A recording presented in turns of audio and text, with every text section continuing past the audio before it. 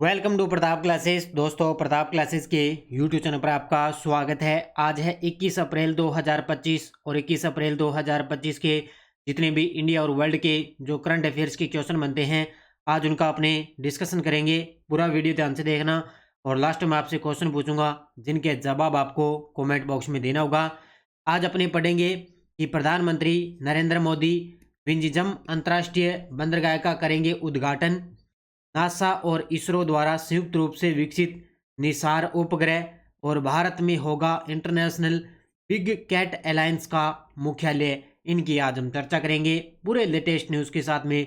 Daily आपको सुबह मेरी करंट अफेयर्स की क्लास आपको मिलती है। तो सभी साथी एक बार कर दें सेशन को लाइक शेयर। और ये class first grade UPSC SSGD video railway कोई भी एग्जाम हो, डेली आपको सुबह करंट अफेयर्स की क्लास आपको ये मिलती रहेगी पूरे लेटेस्ट न्यूज़ के साथ। तो करते हैं स्टार्ट आज की क्लास। और कल तो संडे था, कल संडे के दिन आपको वीकली करंट अफेयर्स की क्लास मिली थी। और तो सबसे पहले हम जो शनिवार के दिन हमने करंट पढ़ा उसको कर लेते हैं एक बार रिवाइज। देखिए, भारत और उज्बेकिस्तान के बीच द्विपक्षीय संयुक्त सैन्य अभ्यास डस्ट लीग का छठा संस्करण कब और कहां शुरू हुआ? तो 16 अप्रैल 2025 को औंध पुणे के अंदर। 2025 आईबीएसएफ विश्व बिलियंडर्स खिताब किस भारतीय खिलाड़ी ने जीता? सौरव कोठारी ने। लद्दाख में भारत का पहला मजबूत बंकर किस तकनीक की सहायता से तैयार किया गया? 3D प्रिंटिंग तकनीक से।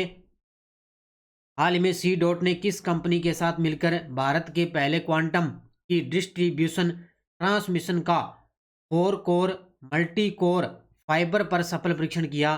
तो स्टर लाइट टेक्नोलॉजीज लिमिटेड के साथ भारत की किस ट्रेन में पहली बार एटीएम मशीन लगाई गई? तो पंचवटी एक्सप्रेस।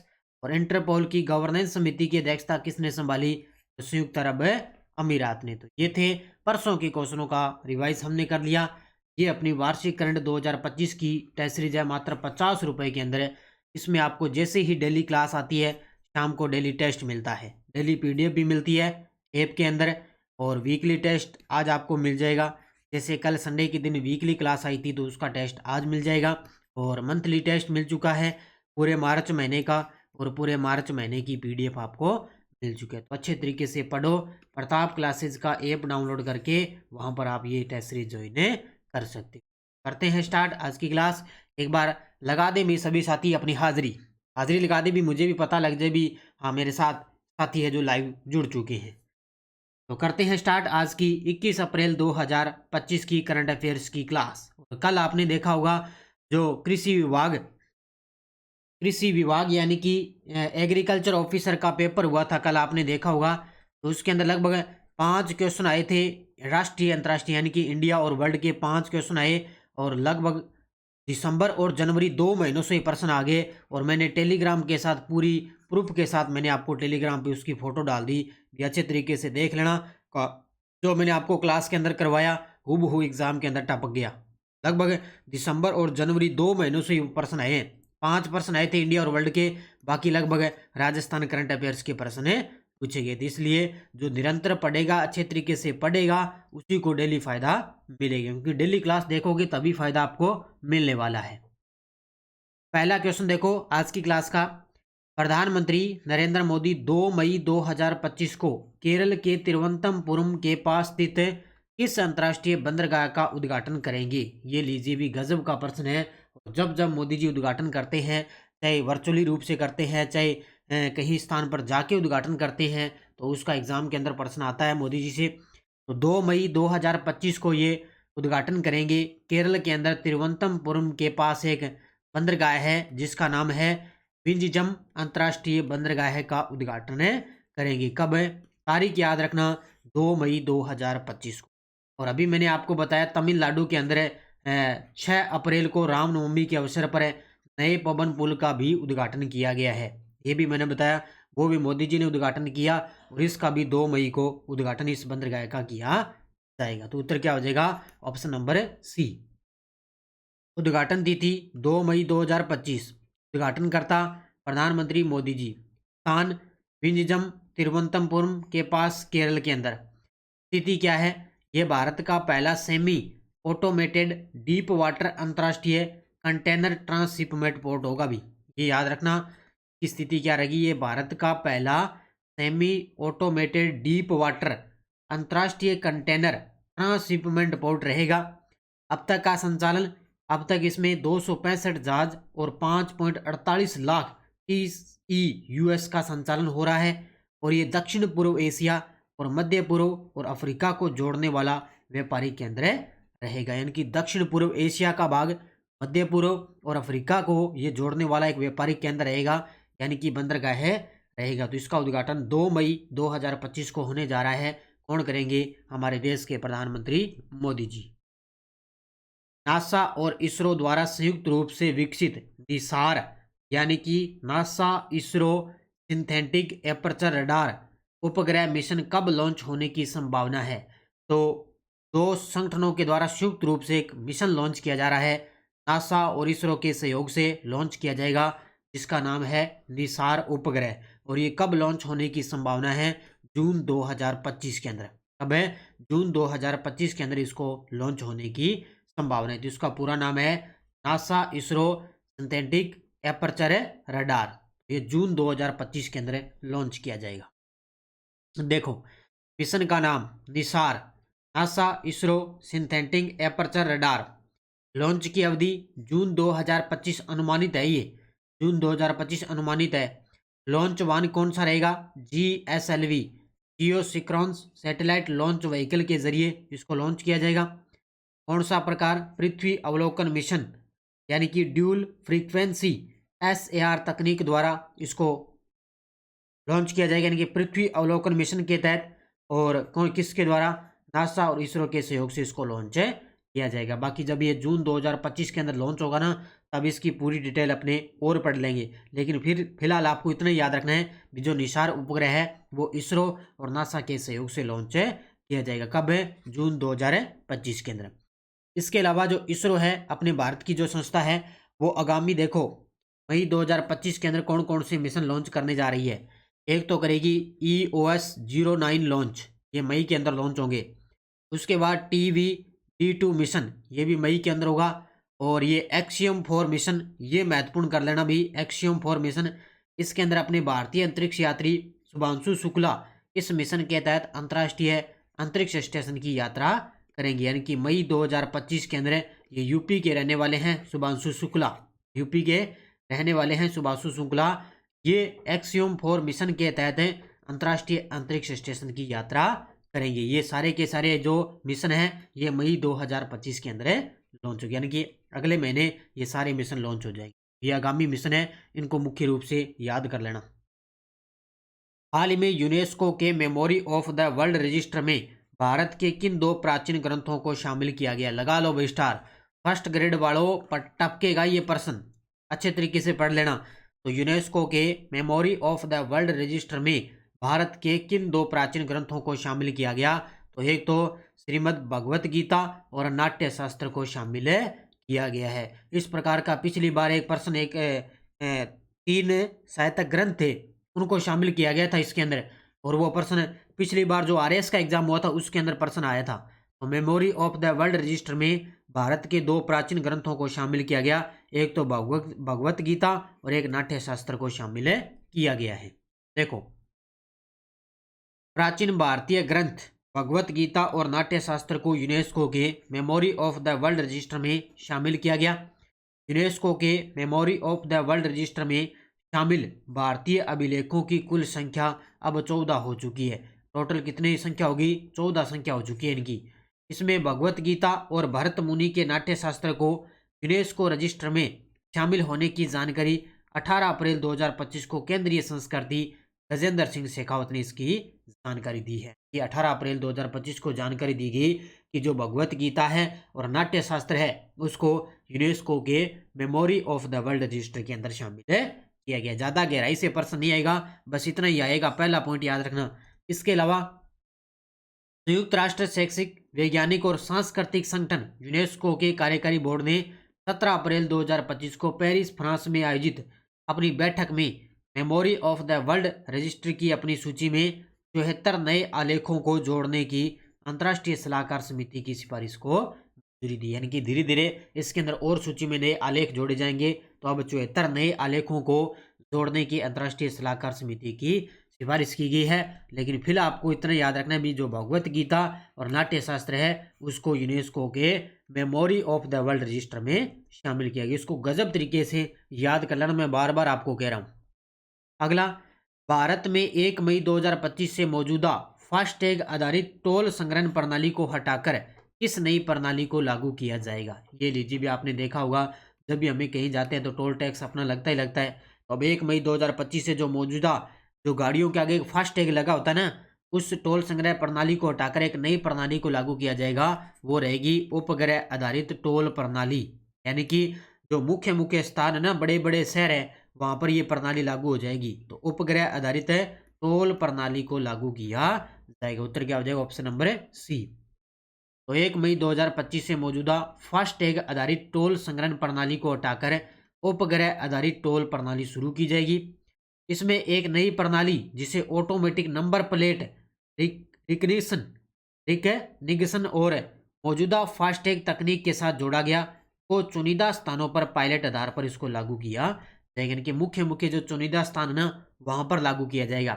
इस नई प्रणाली के माध्यम से वाहन बिना टोल प्लाज्मा पर रुके निर्बाध यात्रा कर सके। यानी कि ऑटोमेटिक जो उनकी नंबर प्लेट होगी ना, अब कोई भी वाहन जाएगा उसकी अगर नंबर प्लेट होगी उसी के अकॉर्डिंग उसका क्या है, वो है टोल टैक्स है कट जाएगा। पहले अपनी क्या गाड़ी रोकनी पड़ती थी, या उसको नगद पैसे देने पड़ते हैं, या ऑनलाइन पेमेंट कटती है। लेकिन अब क्या होगा, जो नंबर प्लेट लगी होगी उसी के अकॉर्डिंग ऑटोमेटिक खाता होगा, उसी के अकॉर्डिंग वो अपने आप है उपग्रह टोल प्रणाली है, उसी के अकॉर्डिंग ये उसकी टोल टैक्स कट जाएगा। ये 1 मई 2025 से एक जो है प्रणाली शुरू हो जाएगी। केंद्रीय मंत्री डॉक्टर मनसुख मांडविया ने नई दिल्ली में स्थित राष्ट्रीय डोप परीक्षण प्रयोगशाला में किस यूनिट का उद्घाटन किया है? केंद्रीय मंत्री डॉक्टर मनसुख मांडविया ने नई दिल्ली में स्थित राष्ट्रीय डोप परीक्षण प्रयोगशाला में किस यूनिट का उद्घाटन किया? तो वो किया है, तो किस यूनिट का उद्घाटन किया? तो ये किया option number B, athlete passport management unit, यानी कि APMU। इसका वैसे नाम देखें तो एथलीट पासपोर्ट प्रबंधन इकाई, तो इसका उद्घाटन किया है ये राष्ट्रीय डोप परीक्षण प्रयोगशाला में केंद्रीय मंत्री डॉक्टर मनसुख मांडविया ने इस यूनिट का उद्घाटन किया। तो उत्तर क्या हो जाएगा? Option number B. देखो, उद्घाटनकर्ता डॉक्टर मनसुख मांडविया केंद्रीय युवा कार्य और खेल मंत्री हैं अपने, इसके साथ साथ में श्रम और रोजगार मंत्री भी हैं। तारीख याद रखना 17 अप्रैल 2025। स्थान याद रखना नेशनल डोप टेस्टिंग लेबोरेटरी नई दिल्ली के अंदर इसका उद्घाटन।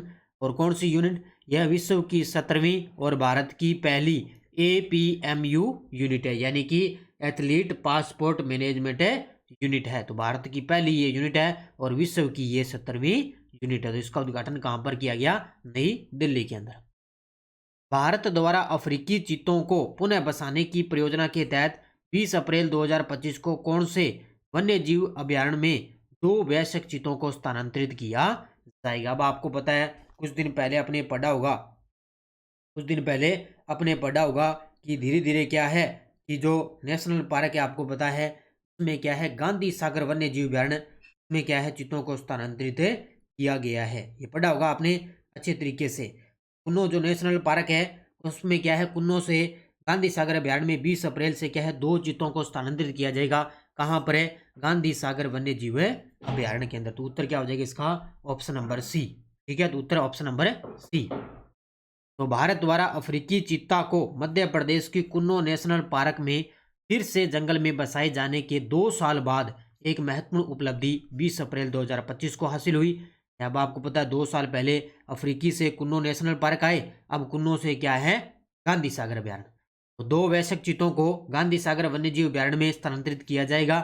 और चीतों के लिए गांधी सागर वन्यजीव अभ्यारण्य में 64 वर्ग किलोमीटर क्षेत्र में फैले 3 बड़े बाड़े तैयार किए जाएंगे। यानी कि धीरे धीरे क्या है, कुन्नो नेशनल पार्क हो गया एक, और एक गांधी सागर वन्य जीव अभ्यारण्य। क्योंकि ये अभ्यारण्य चर्चा में स्थल है इसलिए इनको याद रखना अच्छे तरीके। भारत सरकार द्वारा international big cat alliance IBCA का मुख्यालय कहाँ स्थापित किया जाएगा? भारत सरकार द्वारा इंटरनेशनल बिग कैट अलायंस है उसका मुख्यालय स्थापित किया जाएगा नई दिल्ली के अंदर। कहाँ पर है? अपने भारत के नई दिल्ली के अंदर ये स्थापित किया जाएगा। भारत सरकार ने इंटरनेशनल बिग कैट अलायंस के साथ एक ऐतिहासिक समझौता किया इसके तहत यानी कि इंटरनेशनल बिग कैट अलायंस का मुख्यालय और जो सचिवालय है वो भारत में ही स्थापित किया जाएगा।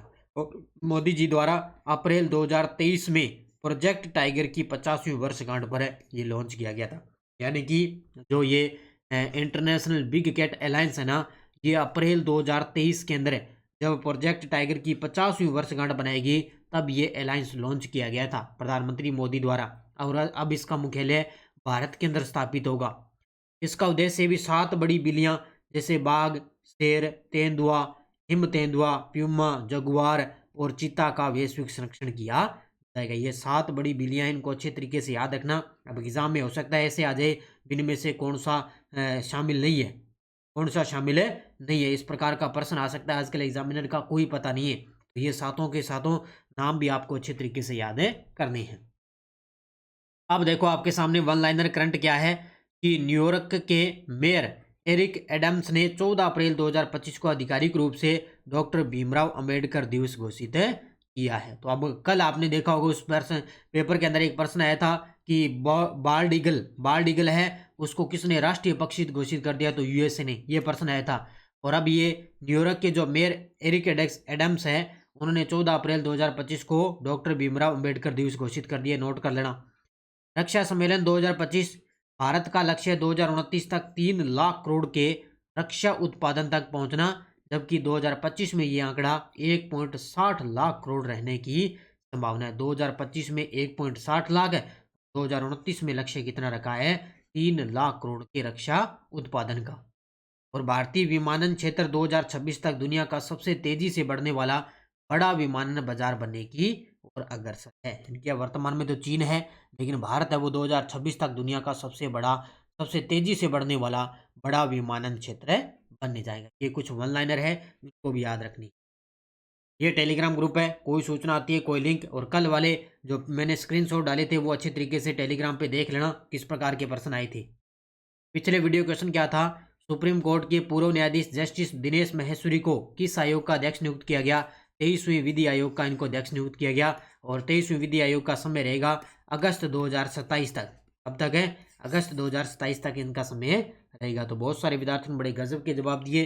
अब देखो क्वेश्चन फॉर यू, किस देश ने भारत को 320 किलोमीटर प्रति घंटा की गति वाली E5 E3 बुलेट ट्रेन मुफ्त में देने की पेशकश की है, अमेरिका, फ्रांस, जापान, चीन, इसका जवाब देना है। अब देखो यस्टरडोज अपनी निम्नांकित में से किस वाद में भारत के उच्चतम न्यायालय ने उल्लेख किया है कि संसदीय विशेषाधिकार संविधान का अभिन्न अंग है। ये किसमें कहा गया, M शर्मा और बनाव कृष्ण सिन्हा 1959 में।